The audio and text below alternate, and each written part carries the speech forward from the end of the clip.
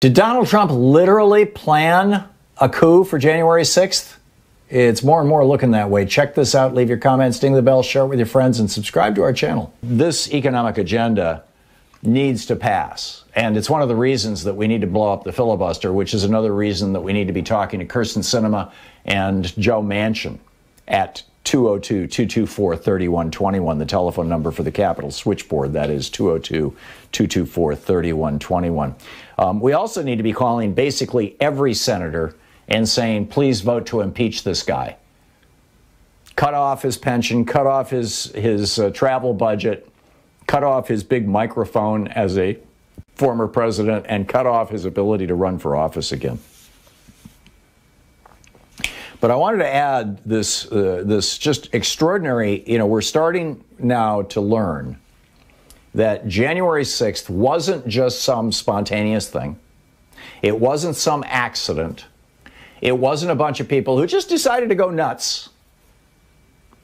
That Ginny Thomas and the women who had put together the actual rally got punked by Donald Trump. When Trump got up there and said, okay, let's march to the Capitol, I'll go with you. He literally said that. They had no idea he was going to say that, or at least that's what they're saying. They were shocked, and boom, off they went. But Trump knew he was going to say that. And it's looking like there was a meeting in the presidential suite in the Trump Hotel in Washington, D.C. Donald Trump has his own suite of rooms and living area and all this kind of stuff in the Trump Hotel, which, as you know, is just a few blocks down the street from the White House.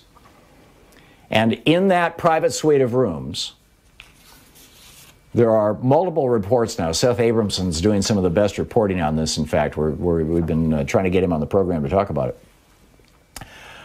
He writes, well after dark on January 5th, 2021, just 15 hours before an insurrection against the United States government incited by the President of the United States, Nebraska Republican Charles W. Herbster, at the time the national chairman of the Agriculture and Rural Advisory Committee for the Trump administration, there was a senior Trump administration official, attended a private meeting of Trump family members, Trump administration officials, Trump campaign advisors, January 6th organizers, and at least one member of the United States Senate at the Trump International Hotel in Washington, D.C. He's alleging that senator was Tommy Tuberville, the newly elected senator from Alabama who literally does not know or did not know what the three branches of government are.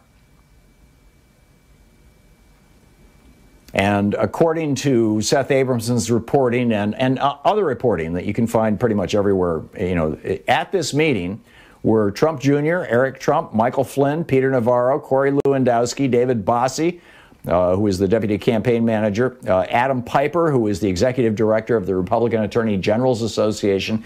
Keep in mind, the next day, it was the Republican Attorney Generals Association that had tweeted or emailed or somehow reached out to their people saying, get down there. Tommy Tuberville, United States Senator from Alabama.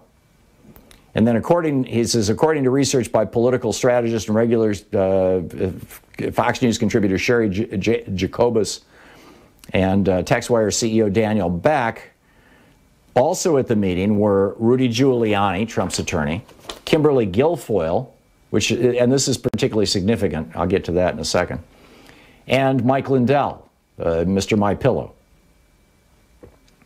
Guilfoyle's presence at the meeting, Seth Abramson writes, is critical given that the Stop the Steal coordinator, this guy Ali Alexander, claims that he received a phone call from Guilfoyle during the evening of January 5th, when she would have been there with Trump's family and advisors.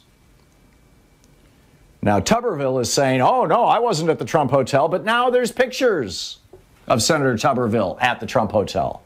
And the only thing, so we know that these people got together. We know that the following day, Donald Trump said, march on the Capitol. We know that there was a media infrastructure promoting this.